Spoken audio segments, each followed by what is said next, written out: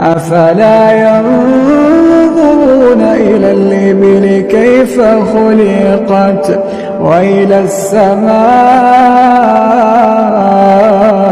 كيف رفعت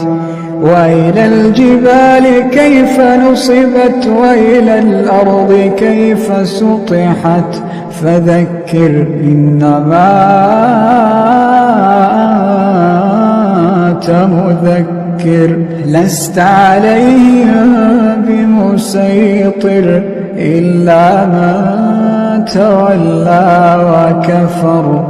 فيعذبه الله العذاب الأكبر إن إلينا إيابهم ثم إن علينا حسابهم.